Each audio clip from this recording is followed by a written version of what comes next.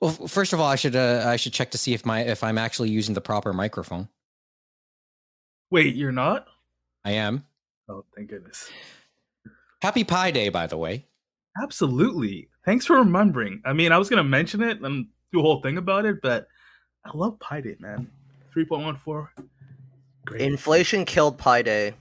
How so? So Okay, I shouldn't say kill. It neutered Pi Day in Canada. we're just talking about dogs too. So the Not only a deals I was able to find Pico. were Did you get Pico? Pico is great. Pico is too far from me, so I couldn't Oh, justify it because the closest one to me is Sherwood Gardens, bro. Yes. and you have to go in person, Yep. which means Yep. it's most likely going to be like a 30 to 60-minute wait. So I got a little story about that. So I started this new job, um, and there's a Pico literally a block away from the office. And Is it the Path one? no, it's a one on Bloor by Oh, church. okay. So lunchtime, I usually go for a little walk on the block, whatever. And I was walking by, and I'm like, "Yo, why is there a line outside Pico?" And then like a lightning bolt, I remembered last year, and they do this every year that it's Pi Day, and they offer their awesome pizza for for that special price of $3.14. But I looked at the line, and I'm like, there's got to be at least 100 people in line. And I don't know if you guys have been outside today, but it is It is frigid. amazingly Cold. windy. Yes, it was. You had I mean, 100 people in line in that frigid cold, waiting for that pizza, and I'm thinking, like, what's the deal? oh, Say it it's again. Three so dollars it's for a $3.14 cents for for their margarita pizza. I think it's personal size, Kevin, or is it small or something? personal size. We can have this conversation. We're beginning at small. Exactly. We can have this conversation right at small. Yep. Yep. So it's over if it's any bigger. I And mean, they make just to clarify, it's 314 before tax, so after tax is 355. We can Where still we have are. this conversation. yes, we We can can. I still mean, have this conversation. they make good pizza too. I mean, I'm not gonna knock their pizza. I'm not going to knock at the price either. So similar story with me and Pico. It was when they opened in the Path, and I think they were doing free actually. I think it was free. We Dude, can have this that was conversation. years Yeah. ago, wasn't it? Yes, this was in 2018 17? or 2019, somewhere one of those 2 years. And my dumbass went to go and get it, and I went over my lunch break because of it. And how much trouble were you in?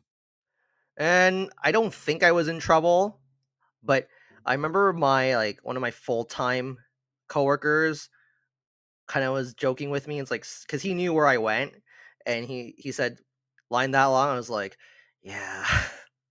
I That was was like good. not happy. Like, you can tell I was not happy with the wait because like I was pretty like upset at myself for waiting. I think 80 minutes It's pretty good. in total. Oh, Don't feel bad. but Okay. I think I mean, I didn't know about this. I should have gone to Sherway today. the only deals I'm aware of for Pi Day today is the Pico one. Damn. Blaze Pizza was doing buy one get one for $3.14, which is a far cry from their just $3.14 pie 2 years ago. They didn't do a deal last year in Canada unless you were in Prince Edward Island. Cool. Great Uh, place, I'm told. and Pizza Nova did $3.14 slices, but any slice, which I actually don't mind That's not because horrible.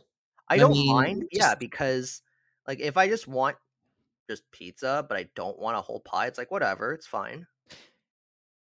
But No, Pizza I get it. Pizza did not do it this year. No, nobody. Pizza didn't do it this year, as Okay. far as I was aware. Hashtag inflation. And possibly Domino's also did not do it. Although Hashtag corporate. Domino's did do with like 50% off, like late February, early March. So Yeah, it fine, was like a week of like half off pizzas. yeah. So Maybe fine, they're forgiven.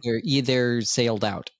So But like pizza, like I'm disappointed in you. Like I mean, are they still doing? I know people like to say that their pizza is cardboard, but people just over exaggerate it. It's really not that bad. It's just okay or mediocre, I guess. Like Are I they never thought it was that bad. are they still in the Subway slices? Do you remember those? The Subway slices? Yeah, they had like pizzas like at certain Subway stations, and like And you they get have, like a dollar a slice or something like they that. do the odd promotion there Yeah. in the Oh, subway. I wouldn't know about this.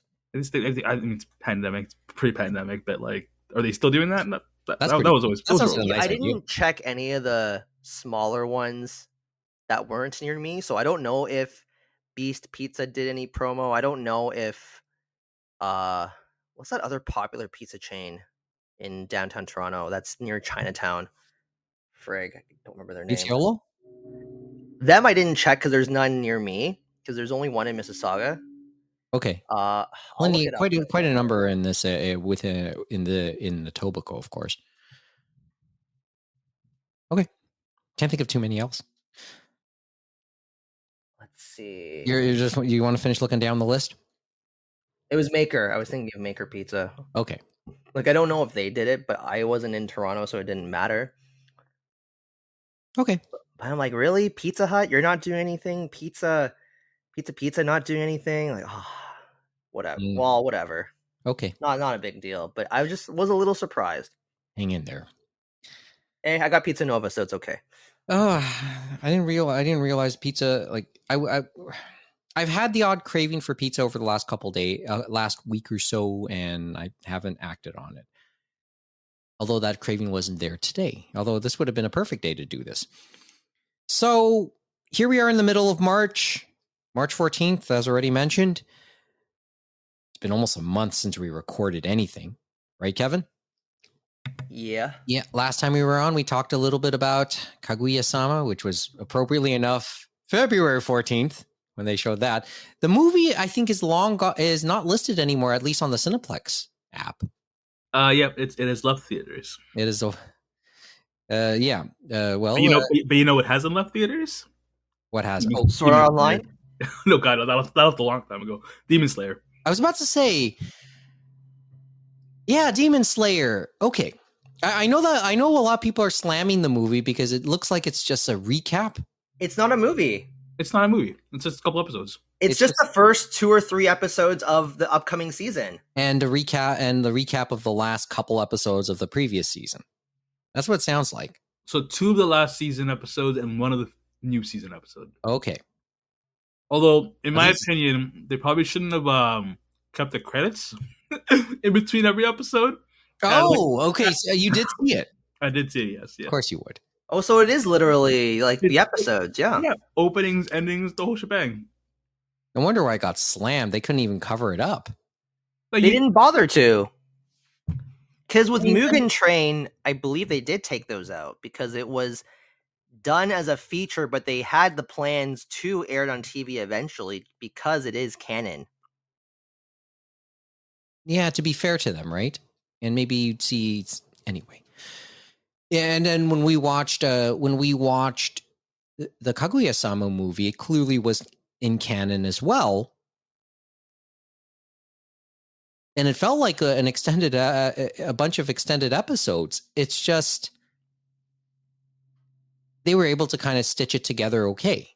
And at least you never saw openings and closings in the middle of the episode.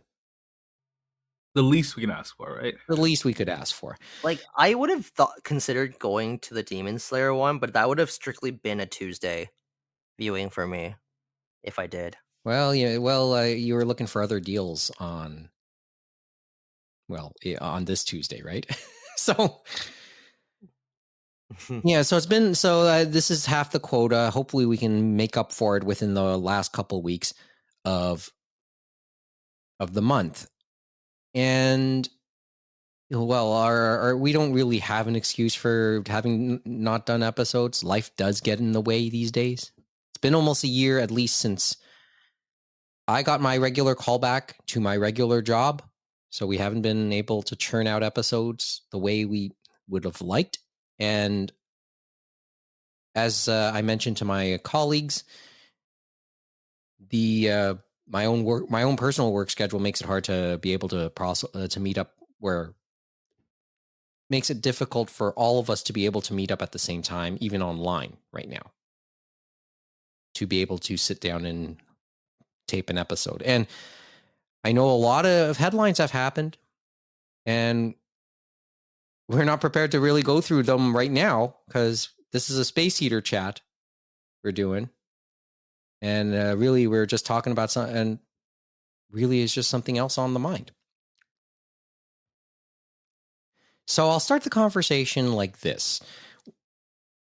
Whenever we do space heater chats, it always has a bunch of different purposes when we do them. Sometimes it starts off a conversation. Sometimes we just want to, it's on impulse, but there's one thing we want to talk about on impulse, and that's sort of where we are tonight on this. And a lot of the times it's tends to be on subject matter that deviates a lot from the actual anime roundtable type discussions, but still we think could be of interest to people who are into anime, or more, and maybe more broadly into the East Asian pop culture stuff that Anime Roundtable has added to in the version 2 era. When we touch on Asian pop culture. And I think that's sort of where we are on with this one tonight. So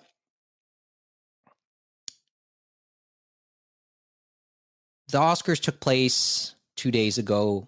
It basically went the way many of us predicted, with everything, everywhere, all at once, cleaning up, and happily. And this is something I found out happily over the last week before the award show. I'd made long plans to try to at least watch the movie sometime around the Oscars, and I did over bits and pieces over the last couple days. And you know how I found out about it, or how I found it? Well, Mo hinted that to me. He hinted it was on Amazon Prime or Prime Video. Yes, it is. And then I found out happily that my sister's Prime account still exists, because she password shared it with me, and I never logged off of it from my. Hey, Netflix. Obviously, you listen to our podcast. That's what you should do. What they're doing, you know. So let us share our passwords. So yeah, and now I realize I could watch the Eva movies with it too. But I did use it to watch Everything Everywhere All at Once over the last couple days, and hell of a movie. I'll say that much. Probably worthy of winning the awards. I never saw anything else that was nominated this year, but I liked it. But it is weird. It's a very weird movie. Didn't you see Top Gun? I thought you saw Top Gun. No, I didn't see Top Gun. There's a lot of stuff I don't see. You know what? That's true. Work really does get in the way, and all my entertainment time is spent on anime, watching anime and reading manga, and other stuff that I think might be of interest to the listeners. You know, actual stuff that's Anime Roundtable relevant, I guess. That's my entertainment time, right? I mean, I still have yet to play Yakuza Kiwami 2. Soon, folks, soon. By this year, right? Yeah, it'll be within the calendar year. We are almost a quarter of the way through it, though. So I guess chop, chop, chop, right? Okay. First of all, congratulations to easily a bunch of real feel-good Hollywood stories. Ki Hui Kwan won Best Supporting Actor. Michelle Yeoh won Best Actress. That's a big thing, obviously. And I know we'll talk about her extensively. Jamie Lee Curtis won Best Supporting Actress. And, of course, the Daniels won Best Director. We can go on. And, of course, Best Picture for the movie. Cleaned up. I think it went 7 for 11. Was that it in the nominations for the broadcast? Okay. It did indeed go 7 for 11. Mm-hmm. If memory serves me right. And obviously, we can talk about all the other stuff. I know most seen the movie. Kevin, you saw it too, right? I saw it when it was airing in theaters last year. Okay, so how much do you remember at this point? And what do you what can we say about it to not spoil it? I thought it was a wonderful film. I thought it was weird, but I enjoyed it. I enjoyed Oh the yeah, laugh. it's weird, but I love that about it. I love how weird it is. It's It's not the type of movie you can like recommend to people, I guess. No, it is. Unless you're comfortable Clearly, recommending people weird to them. will find it weird. Will be freaked out by it at points. it has that kind of whimsy to it that I haven't seen in a film in quite a while. Like the last whimsical film that I recall watching is The Grand Budapest Hotel. Okay. Bro, that is exactly what I was thinking. That movie is amazing. That's Okay, Wes and I've never Anderson for seen you, that. though. I've never seen that movie. Oh So man, so good. see, okay, a few thoughts came into my mind as I was watching it. First of all, it is in many respects one of those, what is it? Asian American conflict type of family conflict movies, like I mean, generational movies. It's relatable. It becomes relatable for like Asian American families and Asian I mean, Canadian families. we It's can expand it out, make it more of an immigrant story, I guess. yeah, yeah, Nope, and I felt immigrant second I generation. related to a decent amount of the conflict that happened in the film between Michelle and Stephanie's characters. Mm-hmm. The mother daughter. Yeah, the mother daughter dynamic that you see a lot of in these films. So it just played out. It doesn't play out in a dramatic sense. It plays out in a very science fiction, fantasy type sense. I mean, And the core story is still the same. It just yeah, the core story is still the same. It's just the way it played itself out, and it was very. It made itself thought provoking in many ways too, right? I mean, okay, the only movies the movies that came to mind as I watched it, and this is a stretch. These are stretches, but I thought partly is Back to the Future. Back to the Future isn't really a good comparison, but I thought something like that. I never finished watching Back to the Future. Okay, I only maybe watched the last quarter of the film because I caught it on TV or something. okay, because it had a feel of playing with alternate realities. Obviously that's a big thing in there. And strangely, and hear me out when I mention this title, please. Millennium Actress. Because remember, the story of Millennium Actress was about an aging, like part of it was an aging actress in her later years, reminiscing about her career, but it's sort of like the career playing out in the movies she starred in. Right, her story, her real life story, playing out in the background, playing out in the movies she had starred in. That's a lot of what I remember about Millennium Actress, right? In some ways, like in playing with all these alternate realities, they kind of played with parts of the stars' real lives as well. Though I will say that I think Millennium Actress is different because those weren't really alternate realities. Those were just Maybe portrayals of her films. Yeah, And and how Cone showed us that throughout her life. basically, yeah, it plays out and these were the movies she was in at that point in her life. Like if we're talking like different universes and like parallel worlds, like I would say like Higurashi or Umineko are more akin to that. Okay, that's fair. That's fair. It's just that I'm trying like this. These are the reactions I had as I watched it, right? Of course. And the other thing was how the whole idea, how sometimes one of your decisions how one decision changes the course of your life. And in this case, the character we meet is somebody who probably made as many bad decisions as possible, and is at a point where probably like the possibilities with Michelle Yeoh's character were literally endless at that point because of all those decisions made, and how the path how her path was probably the most unlikely, but how sometimes you're surrounded by it just. And the line that was used that Kwan's character used with her was, because of that, you are probably best suited for this situation at this moment, or something like that, right? Because you made all those decisions. Well, yeah, I mean, she's the worst version of herself. Exactly. At that And point. because of that, she's able to relate with the insane evil that is her alternate reality daughter. Well, her alternate reality, all the alternate realities she's about to come across, right? She can understand it and maybe play out some of the regrets, but at least understand it, and then understand, maybe still hate where she is, but persevere with the situation too, and understand how to handle the situation. I'm not totally sure she, that was.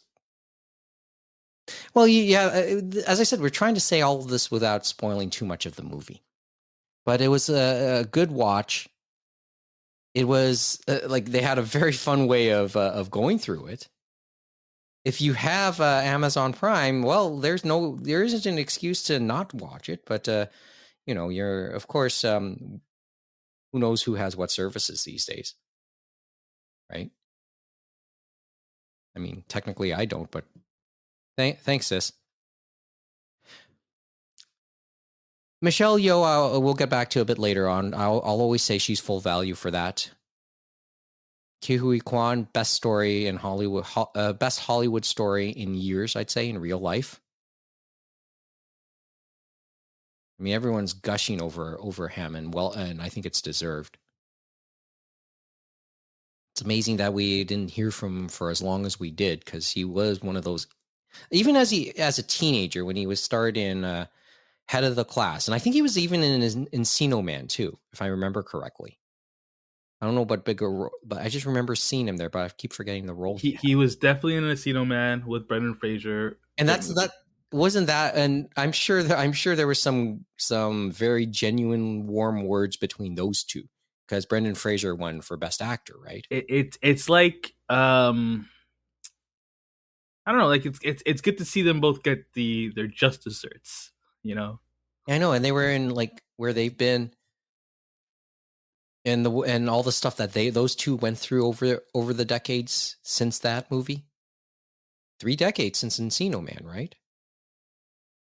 So, and of course, and Ke Huy Quan never, like, Goonies Brothers, I think, has become a phrase over the last couple days, right? I mean, you saw pictures of you heard from Corey Haim, you heard from Sean Astin. I forgot who played Chunk. I just know that he's Quan's lawyer now too. So there was some good. Hey, Mike, you still there? Yep. I don't hear him either. Uh-oh. What happened? Give me a sec. Okay, can you hear me now? Yes. Okay, I think there was a lag there for a second. All right. Oh, okay. So you can hear me at the moment, right? Yep. Oh, wow. This is the first time StreamYard has failed us in any form, I think. So, but the whole Goonies brothers thing I was just saying has become almost a catchphrase over the last little while, right?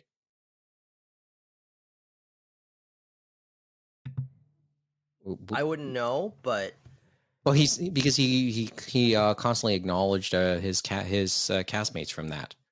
Mm-hmm. That was I didn't know he was from the Goonies before watching the film, because I never watched the Goonies before your time, I'm afraid. Yeah. Yes, like I extensively looked up details and factoids about the film after I saw it last year, and that was when I learned about his history, and And that was when I how learned he, yeah. about how Michelle Yeoh was the alternative choice for this film, and that it had to be rewritten Let's for go her there. because Jackie I'm Chan turned down acting in this film. Yes, and I was about to go there, so let's go there now. Or That do is you want to somewhere say? to go. Yeah, and this is somewhere. This is somewhere we I really want to go. This is why we're doing this tonight. Okay. First of all, do you want to say something about Jamie Lee Curtis? I will say that I don't know, man. It's like mixed emotion with her winning because it's like Angela Bassett should have won that. See, I Or at the very least, Stephanie, the daughter's performance was way better than her yes, I was performance, about to right? say this. I mean, I have, and Jamie Lee Curtis is one of those lifers. I have a lot of respect for her.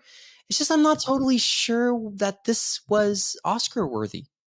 Like, I thought she was great in the film, but I do feel like given her role in Everything Everywhere All at Once, I felt like Stephanie Sue Yeah, would have been a better if you were gonna ask winner. me, Like, it yeah, was she would have deserved it a little more, I thought. I I can't speak for any of the other nominees because I didn't watch their films. yeah, I would say if you were asking, if you're gonna ask me to choose between those two performances, it would be Sue's as well. So I mean, I got nothing against her. It's just I'm just being as objective as I could about that. Uh, I will say when I was watching it, the look on Angela Bassett's face when they didn't say her name, and the look on Jamie Lynn's face when they did say her name, man, that's that's amazing. honestly that's my favorite part of the whole like awards in general is that split second before they tell you the name, and they have like cameras in everyone's faces. They get the reaction shot, and like, And then they zoom in on the winner. oh man, it's like You don't see the rest of it. exactly, but you do for like that split second, right? That split second when you see the internalize they have not won, that they have lost, and then just go, well, that sucks. Clap, clap, clap, clap, clap, clap, clap. Right? Exactly. I mean, It's but sometimes the reactions are so genuine, so pure. Like when Brendan Fraser won for Best Picture, Austin Butler, who played Elvis and was like in contention for winning, his reaction was so genuine, so pure, because he like genuine was like, yo, like that's a good performance, like that camaraderie was there. Angela Bassett, oh my god, that was not. and she's Come been on. and she's being dragged, and I wonder if She that's is. fair too. It's not fair. Obviously, it's not fair. But like, I mean, Because it's like, okay. Because I think it's okay to be disappointed. oh, 100%, 100%. I think it's okay to be disappointed. I'll be quite honest about that. Okay, so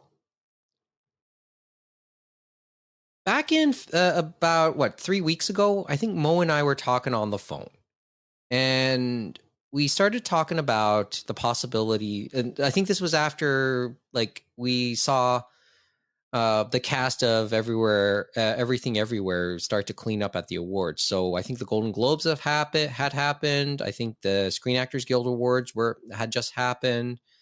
Directors Guilds, etc. People's Choice. They were starting to clean up at the awards. This was coming. You could see this coming right down Dixon. What happened at on the Oscars night, and the conversation kind of went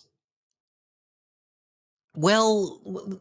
Over the last week before that phone conversation, an article came out about about Michelle Yeoh getting the part, getting the lead role, and one of the early people she called was Jackie Chan. Jackie Chan said, "You should thank me because I said I didn't take the role. I was offered the role, and the role ended up being rewritten and all that stuff." And we ended up having this long conversation about where like Jackie Chan and Michelle Yeoh have starred in a couple kung fu movies as well in Hong Kong. Most notably Super Cop, which was the third movie in the police story series, right? So Maggie Cheung was in that as well. This was like in the 90s, I think the mid 90s. And we ended up talking about how different their careers have gone since then, since that point. And I kind of started to come to one of the things I said in that conversation to Mo was Michelle Yeoh accomplished something that Jackie Chan wish he did. Obviously, it'd be nice if he ended up. Have children that don't hate them. Oh, for starters, yes. Well, in the case of one of those children, it's deserved. And the other? I actually don't even recall who the other one is. Okay, the one that I'm thinking of is the one who went to jail for drugs. Yeah, that's JC. And then the other is a daughter he had from an affair, who he hardly ever regards, and apparently that daughter, I think, has been spotted living in Toronto for a point. But also, she's in a same sex relationship. And interesting. Yeah, that would help. And why that's not acknowledged? Okay, so that would and well, not it's understandable in the sense that I can see why Jackie wouldn't acknowledge it even more, because he's likely from an old world mentality. Oh no, yeah, wouldn't doubt it. So there's that's there's a truism there, but the other part was, I think, in the latter years, like I remember Jackie Chan wanting to state in his later years he wanted to be more seriously taken as an actor, or taken more seriously as a legit actor as opposed to a action star. And that's sort of where I was getting at with Michelle Yeoh, right? Michelle Yeoh, obviously, she hardly regards being Miss Malaysia back in, I think it was 84. So she's a former beauty queen. And then burst onto the scene burst onto the movie scene mainly as an action star. She knows her, she can kick your ass. Was a martial arts star. Probably, I think, learned it for those movies. But I saw one of these random scenes of her back in the day because Daryl Surratt posted a couple of thoughts about the film winning, and then he shared a clip of a fight scene with a young Michelle Yeoh in it, and it was pretty entertaining. Oh yeah, she drew the comparison right away when she had debuted in the late 80s and early 90s, I believe. Late 80s. She was in a few action films back then. But then over time she started to be taken more and more seriously as an actor. And for reference, I know one of her more noteworthy non-action roles, she's played Aung San Suu Kyi in a biography. That was one that caught my attention at the time. And I knew who she was. Forget the Bond stuff. I think this was, but that might have happened after. Do you guys want to look up when she played, when she was in that biography, by the way? I think it was, I forgot exactly when that was, but I know she played her. And that's when we start looking at her as just a regular actress. Granted, she was in Star Trek. Granted, Crazy Rich Asian. She never really had to show that. This year marks the 20th anniversary of the wide release of Crouching Tiger, Hidden Dragon. Granted, a lot of her martial arts prowess was shown in that, but that was different. That showed a little bit more serious acting. So we ended up and what's happened to Jackie Chan in all those years? Right? It's not as if he's fallen off the face of the earth. He still does movies, but none of that. But we don't really hear about many of them in North America, because I think he's doing that. What's it called? Rush Hour. Oh, there's another Rush Hour movie coming. I think like a 7th one. How many Rush Hours are there?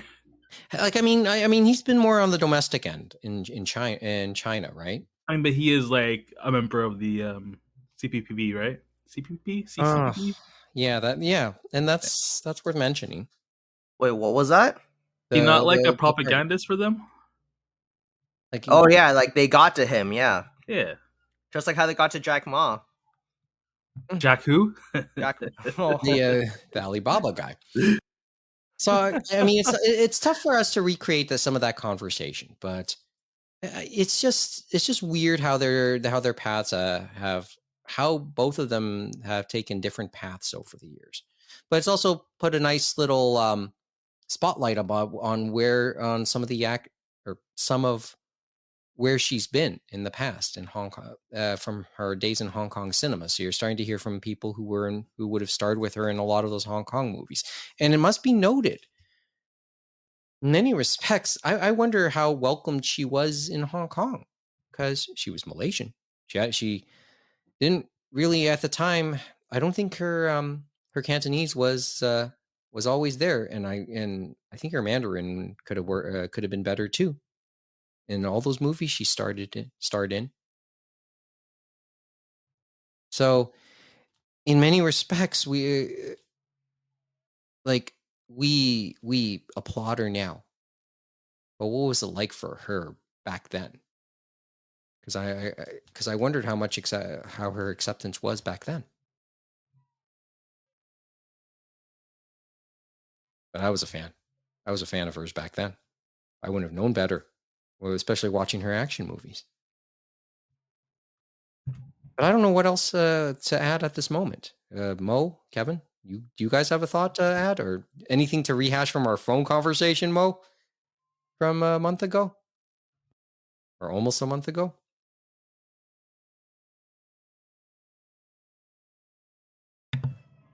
Well, for me, I think that this just further proves that you can win an Oscar with an original screenplay, and that's not to say that there haven't been any that have won, but And a very weird screenplay at that. it just proves to show that, like, if you have a good script, like, you can go places. And It's this was an independent movie. yes, Worth this mentioning. took them. I want to say, if I'm not mistaken, it took them over 10 years to get this up and going, because there was quite a while where they couldn't get backing for the film, if I'm not mistaken, and then when they got Michelle Yeoh to become the lead instead of Jackie Chan, then they had to adjust the script. So, these things take time, and Also, there was like a pandemic in between there. yep, that didn't help either. So it's just, it's really nice to see, you know, these kinds of films, like, getting their shot and getting their deserved accolades. Like, it's and of course, me being Asian, it was cool to see Asians on the screen. And that's not to say that, like, We there don't. weren't movies Mm-hmm. that had Asians on the screen, like, in a Hollywood setting. Like, and I mean this in a predominant way. Like, yeah, because a lot of Asian cinema really doesn't get a lot of recognition, because part of it is distribution, part of it is people don't want to read subtitles, and this film proved that, like, you can have multiple languages going on, and it's At the same okay. time. I mean, and as for the subtitle argument, remember, we were a couple years removed from Parasite as well. Mm-hmm. So, Although, my pet theory with Parasite is that Samsung really, like, threw so much money to I'm get that in the spotlight, but sure the food companies aren't. I'm sure because I'm sure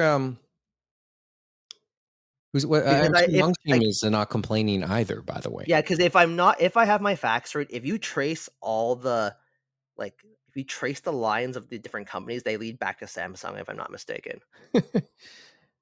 I believe that actually. But that's not to say that Parasite did not deserve it, but it just it takes so much effort for foreign cinema or you know films with a diverse cast to even get seen, to be in some sort of spotlight or to get some sort of wider release. Like think about Spirited Away.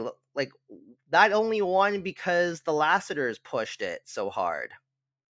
I believe it was the Lasseters. It was Mr. Lasseter that pushed it really hard. And and it ended up with the Disney distribution on top of that, right? Yeah, and then I think that was a year where they didn't really have a strong Disney film out. I think that was the year Cars came out. I need to double check that But okay. because Cars is Cars, nothing special. Well, I know you'll get a Of the debate on Pixar money. films, it really is nothing special. That was like their cash cow merchandise It's their film minions. that It we're was it just was gonna their it was their minions. yeah, that was like, not to say that like the rest of the films don't make massive amounts of money in merchandising, but the there was not much substance in Cars. Let's be real here. Never saw it, I'm gonna so double check this. okay. Mo, what's your thought? And now another part of the conversation I'll bring up right after, but do you have a thought, Mo, to share? Do you remember, or how much do you remember of our conversation? That's the better question. That is a good question. No, I think I'm good. Okay. I think I remember one part of our conversation, but almost a month ago, Mo. Like there's this feeling, about Asian Americans making it a little bit more in mainstream American cinema and mainstream North American cinema too, slightly going broader. But I think there was other moments over the past decades that I thought it should have happened sooner. And Crazy Rich Asians kind of is one of those moments in recent years, right? Yes. I put Michelle Yeoh on the map as a more serious actress. I think we start Well, to just in the conscience of in North a American yeah, in the North American, moviegoers yeah, in a mainstream again. sense. Because wasn't she in Crouching Tiger, Hidden Dragon? She Like I was, said, but she was one of its stars. Like, I mean, that's one of those movies, and like I just mentioned, we over the past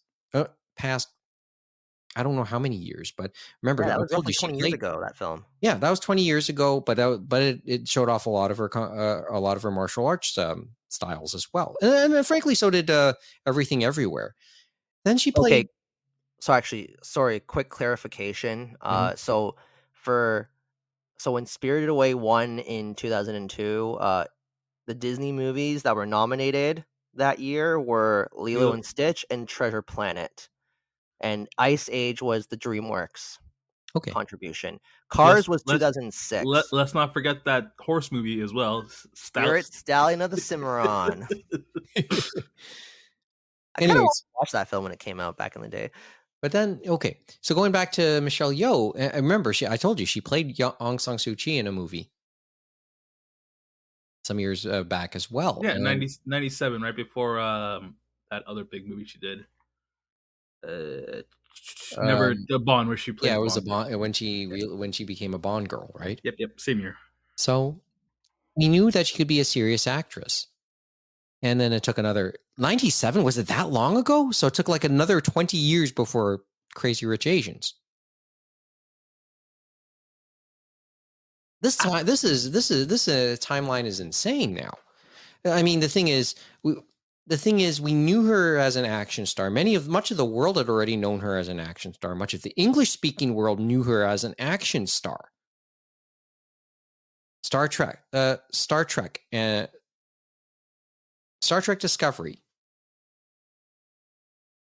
Crazy Rich Asians. Those came out. Those came out in more roughly the same time. This is where we start to reflect on her as an actress. That brings up a bigger point in regards to aging actors who don't get their credit when they deserve it. Mm-hmm. right? Like, if she hadn't won for Crazy Rich Asians, and she hadn't won for Crouching Tiger, Hidden Dragon, and if she hadn't won again this year for Everything Everywhere All at Once, would we just like give it to her the next time she made like halfway decent movie? Yeah. Like how oh crap, what was the example I was gonna use? Like how Please don't say Susan Lucci. no, okay, give me a moment. I need to remember who I'm thinking of. I'm Okay. thinking Martin Scorsese with Leonardo DiCaprio for The Revenant. I was thinking, well, him too, but I was thinking Martin Scorsese for was it film? What was it? Was whatever it was the film that where they adapted Internal Affairs. Oh yeah. The Okay. Departed. Yes, The Departed. Departed. Yeah. That was Scorsese's pity Oscar because he should have won it for Goodfellas, like Yeah. way Okay. back. But the other name, and remember bringing up the name. You, Kevin, do you remember the movie or ever heard of the movie The Joy Luck Club? This sounds vaguely familiar, but I couldn't tell you what it's about. Well, no, it was one of those coming of age. It was one of those generational movies about mother daughter four mother daughter four mother daughter pairs, right?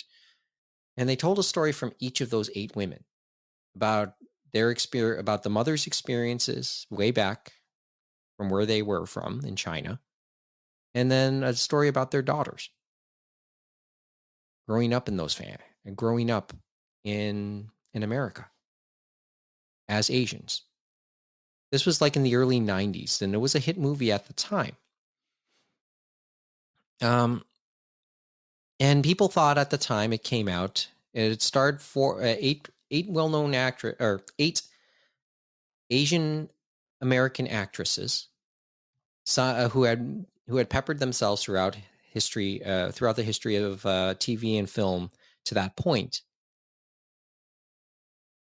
I forgot who played the mothers, but I know among the daughters, Tamlin Tomita and Rosalind Chow played 2 of the daughters in that movie. And Tamlin Tomita, we now know a little bit more because she had just she was almost a decade removed from Karate Kid at that point, from Karate Kid 2, and obviously she's kind of regained the spotlight a little bit in Cobra Kai since then. Rosalind Chow was basically an actress you would see having bit parts in the 80s. She actually was in a Jackie Chan film. She was in Jackie Chan's first English movie attempt, The Big Brawl, in the early 80s. The other 2 daughters were played by Lauren Tom, and Ming Na Wen. Ming Na, you probably know now from Mandalorian and a bunch of other Marvel things. Yeah. Right. Lauren Tom has since then become more of a voice actress, but she also made some news when she briefly starred as Ross's love interest in the 2nd season of Friends, and then how they wrote out her character turned off a lot of people.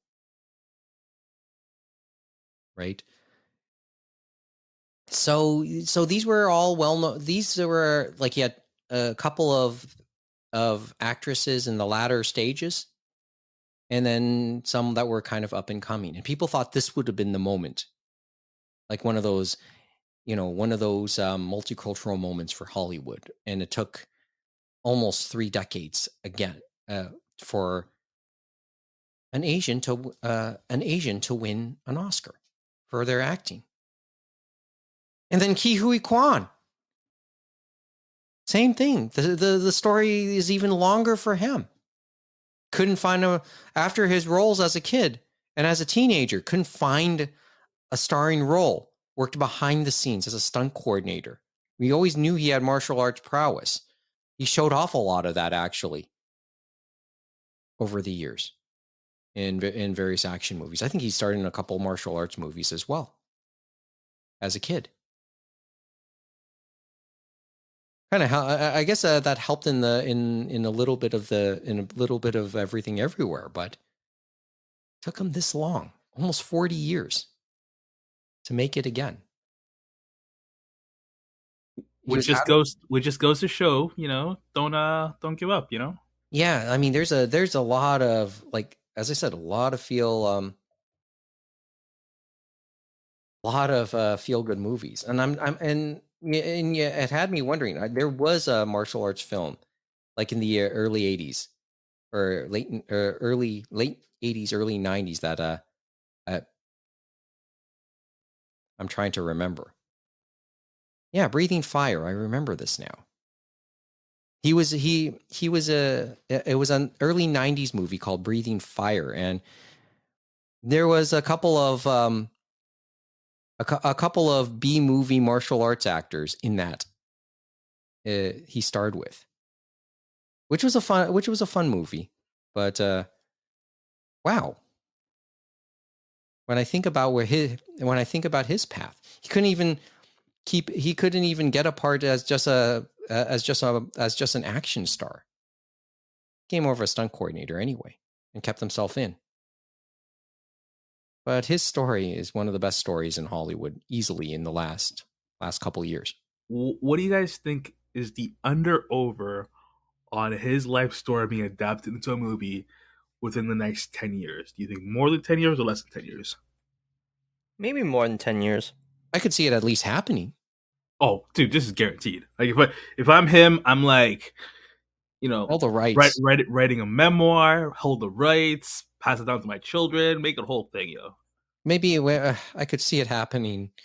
I could see it happening, just not within 10 years. And I was about to say, and I keep forgetting, and I have to give Jeff Cohen. Jeff Cohen was the guy who played Chunk in Goonies. Jeff Cohen, I'm sure, will help him out with that should that moment come to pass. Because yes, it's a great story, dude. It's a great story. Okay. As I said, I don't know. It's tough to rehash phone conversations that we had about a month ago, Mo. I gotta say, man, next time we gotta record that, so that like we have references and shit. Yes, we do. Or at the very least, I should take notes. it is a hell of a moment for Asians in Hollywood to have seen that happen. So if you to listeners out there, if you get the chance, give yourself some time to watch the movie. I mean, if you have a Prime membership, give it a look. You can do that while making your next couple manga orders. And we got to talk. And yes, Kevin, we got to talk a little bit more manga later on, because over the last month, I actually did take some time to actually purchased secondhand copies of the entire Kaguya-sama manga to this point, and we ended up having a nice conversation about actual manga, physical manga these days in North America. I mean, I kind of told you about the conversation I had with the guy who sold it to me, and we ended up having this long conversation about where they're printed, and that's another story for another time.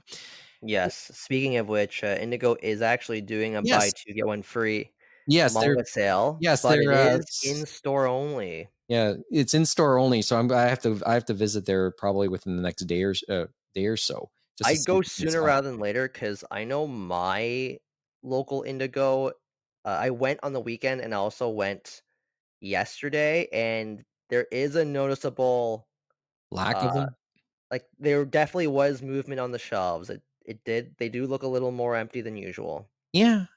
Well, yeah, and I guess I should keep my expectations in check when I step in there next time. Yes, But although I will yeah, say Sherway's selection is generally pretty good, but I don't know about at this moment. no, that's the worry I have. But I think it's one of their more important stores at this point anyway.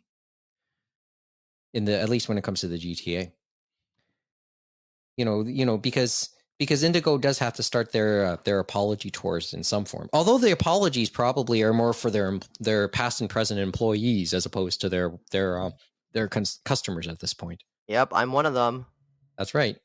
So they sent me a letter offering Like a free. physical letter. Yes, a physical letter In the mail. saying that I'm eligible for like identity protection and stuff. See, that's what they get you. Hey, here's a free year of protection. Next thing you know, you're being charged like $1,000 a year for some shit. Because they were like the hackers were um threatening to exploit employee data. Yeah. and Yeah. There's your ransom, right? and you know, generally in these situations, you as the victim should not kowtow to that, because There's you're no, basically setting a precedent to have this happen again in the future. But and and it would encourage those guys to keep doing that type of shit. yes. Look, Indigo's line was we're not paying it because we can't get a guarantee they won't do it either, Mm-hmm. which I think is a fair statement.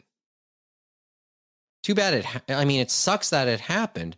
Probably says a lot about where where priorities should be in the future for companies like big commerce companies like Indigo, like Target. Name another. Who else has been a victim of such a thing in recent times? Didn't Sears go down at some point? Well, in terms of a cyber attack, I don't know, man. I'm I'm guessing trying to there. remember who else has been in recent times have been victims. Well, the hospital for sick children, for that matter, too. Oh, wasn't there like the Hamilton school system or something? Like some school system got. Says, yeah, another school system. I'm not totally sure. I don't know if it was Hamilton, Wentworth, or Ajax, but It's I think it was Durham. So that's where Ajax is. Yeah, yeah. So that just speaks more to where have some priorities in your cybersecurity as well. Although it would be like, could Amazon fall victim to such a thing? Oh, the short answer is of course, but you would like to think they're also in the business of this type of stuff.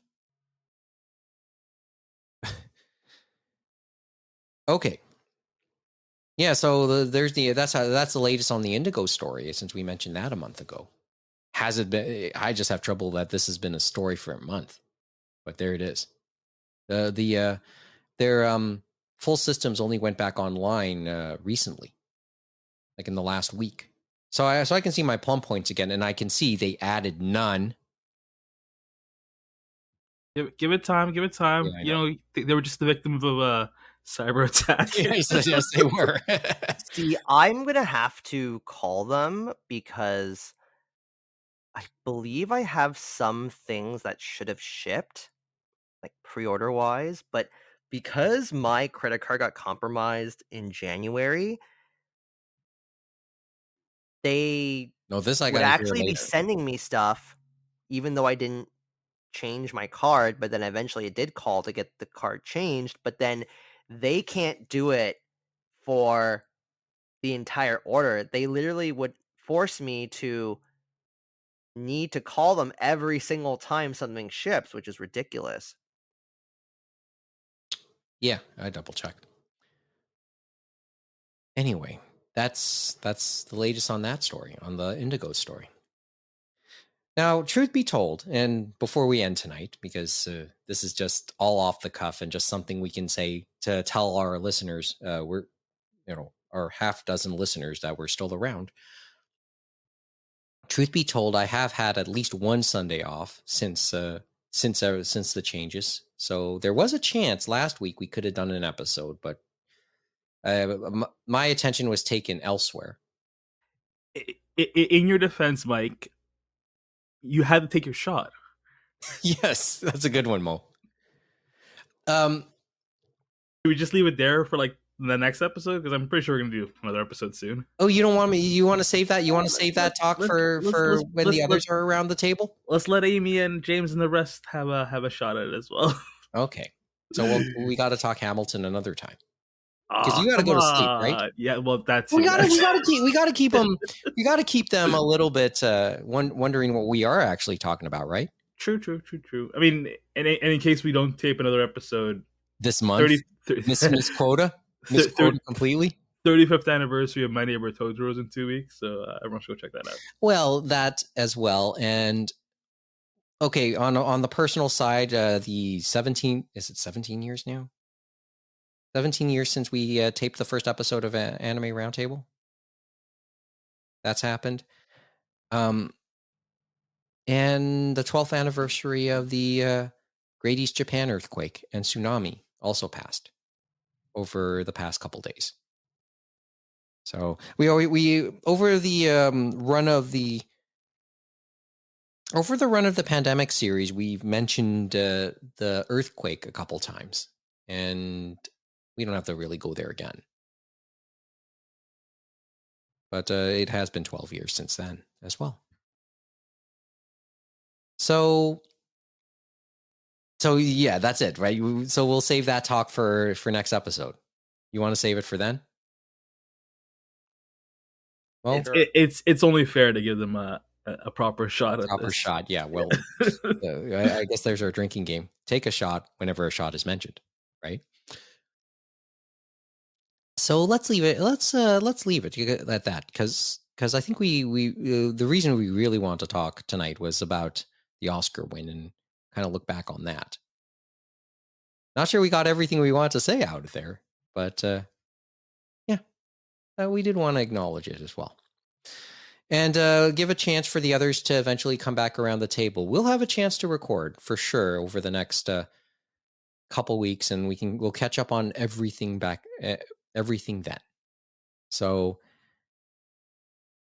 as I said, this is just a chance to tell everybody we're still around, and we'll be around at least one more time this month. Until then, if you have any questions or comments, you can always contact us. Twitter and Instagram at Anime Roundtable. AnimeRoundtable@gmail.com is our email address. And okay, we have to update the website at www.animeroundtable.com. And Twitter, Twitch, YouTube, sooner or later. And of course, wherever you get your podcasts, please leave us a review. Hopefully that'll help as well. But yeah, we got a lot of stuff we still want to talk about, but real life does get in the way. So we're going to call it for tonight. Okay. And we'll talk to you before the end of March. Hopefully the full roundtable will be able to convene by then. Right, Mo? Fingers crossed. Right, Kevin? Let's hope so. Okay.